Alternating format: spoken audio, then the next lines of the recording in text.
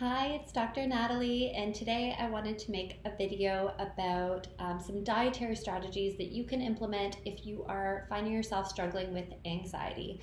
I know we're living through a very strange time and anxiety levels might be rising, so there are some really simple dietary strategies that you can start to implement that will help you feel a lot calmer. And so there are three main buckets of dietary strategies I wanted to talk about. The first one is my favorite, and that is making sure you're getting enough protein and ideally a little bit of fat with each of your meals. So what can happen with people who have an underlying tendency to anxiety is that they can actually be triggered when their blood sugar levels dip too low. So you might notice that if you've gone too long without eating a meal or a snack, you feel jittery or irritable. You might feel a tightness in your chest or a general unwellness. This can actually trigger anxiety because a lot of those feelings feel similar to anxiety. So in order to get ahead of that, you're going to want to make sure that your meals and snacks are comprised of the right macronutrients. So we can get those swings in blood sugar when our diet is too high in processed carbohydrates or sugary foods. So I'm talking about things like muffins, cakes, cookies, bagels, toast, any of the really fluffy, I know, delicious, but flour-based, carbohydrate, starchy type of foods. So you want to limit those. If you're going to have those, you always want to combine them with a good source of protein and fat. So, for example, with your toast, don't have toast with jam, have toast with peanut butter and jam.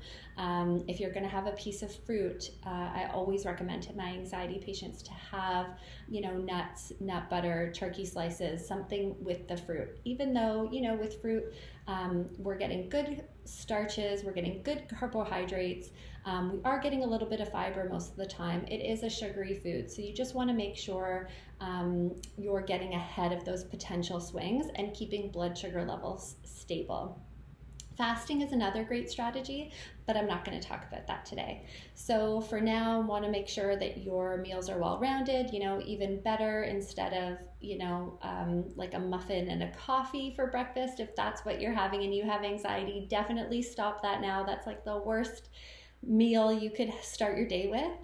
You might want to experiment with trying like having a veggie omelet or even like an oatmeal that's got hemp seeds and nuts and extra things to slow down that blood sugar response.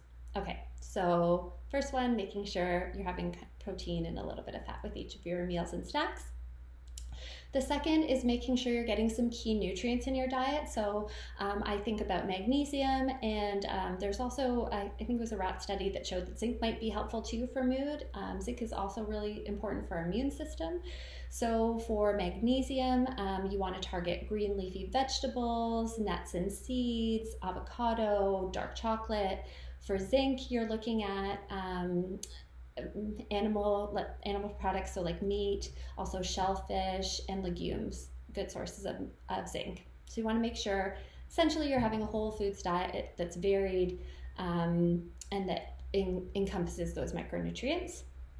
And then the last category is there's some research that supports the connection between the gut and the brain and looks in particular at different probiotics that might be helpful. So there are some indications that influencing the bacteria in our gut can help modulate our mood. So for this, you want to be targeting fermented foods as a source of probiotics. So that would be things like kefir, sauerkraut, kimchi, foods that have active live bacteria growing in them.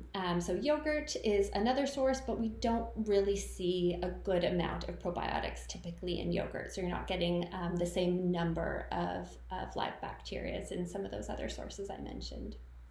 Okay, so another thing you want to do that's not really on my list is watch your caffeine intake if you have anxiety, because that can also, of course, make us feel a little bit, too many coffees can make us feel jittery. So you might want to be limiting that, especially during this time.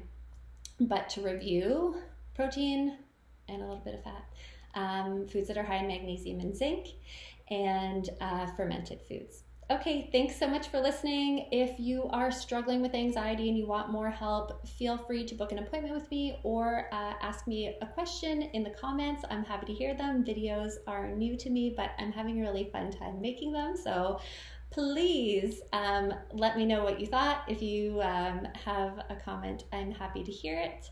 And yes, let me know how I can support you. Okay, thanks.